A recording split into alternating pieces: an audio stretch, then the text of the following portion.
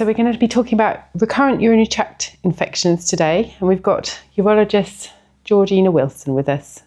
So Georgina, are you able to tell us about how common urinary tract infections and recurrent urinary tract infections are? Yeah, so in women, urinary tract infections are very common. So we expect to see that 60% of women will have a urinary tract infection during their lifetime. But on top of that, we know that if you had a urinary tract infection, you've got a 30% chance you may have another urinary tract infection over the next 6 months. And on top of that, we know that 6% of women will have recurrent urinary tract infections, which is defined as 2 in 6 months or 3 in a year.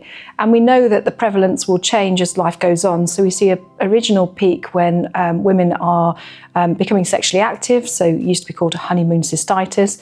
So at that age group, we'll see a peak. And then we see a second peak during menopause when we lose the estrogen in the vagina, and it has a big change in the secretions in the vagina and also the sort of antibacterial properties that the vagina holds for us.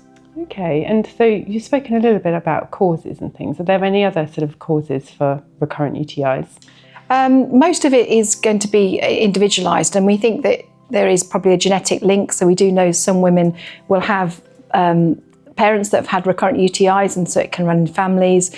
We know it can also be related to practices that we do. So we know that in people who get urinary tract infections, that actually they can sometimes be over hygienic. So they are trying to use a lot of soap down below or wet wipes or things that will strip the natural bacteria that's in the vagina. Because we know the vagina is a protective thing for women that's full of lots of bacteria that live in there that do protect us from getting these urinary tract infections. So anything we do that strip it away will add to that. The same as if we wipe after going for a wee, we need to make sure we don't wipe from the bottom forwards, that we wipe from the water pipe back to the bottom, so that we try and avoid putting bacteria in that area.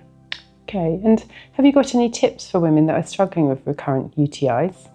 Yeah, so we created a booklet for recurrent UTIs for ladies, and I'll just show you kind of what it is, but we'll have a link to it as well, that has a lot of practical tips, just the common things that we find that people may find increases their risk. So I'd suggest having a look at that. And it basically does talk a little bit about what we talked about the hygiene just a few minutes ago, but it can talk also about trying to put a natural biome back into the vagina. So if they've had antibiotics, using live bacteria that comes in the forms of probiotics, or even live yogurt into the vagina can actually decrease the risk of getting another one straight after antibiotics. Okay.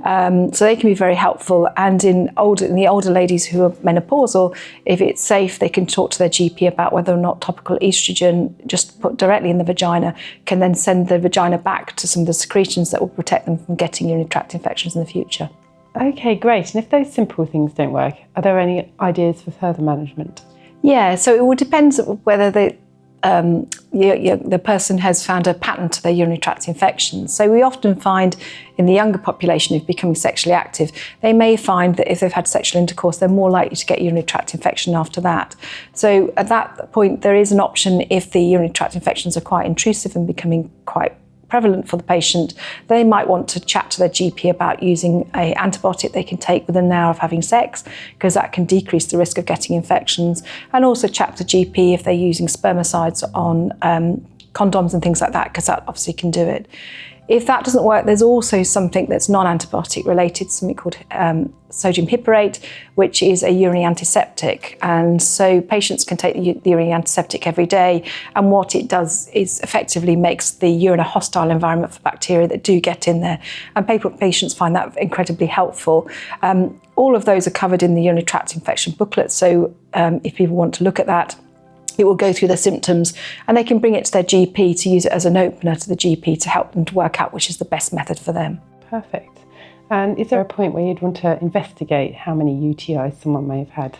Yeah, so the suggestion is that in young people, so sort of those under 60, that what they should have is an ultrasound scan with their GP, just to make sure they're not missing any kidney stones or anything else that could put you at risk, but no other investigations for that age group is needed. In the more mature population, then we would suggest if they're having recurrent urinary tract infections over a year or so, then GP might want to consider us looking inside with a little camera to make sure there's no other pathology, though the pickup rates of that is incredibly low in any population. Okay, perfect. So we're saying they're pretty common and quite easily managed usually. Yes.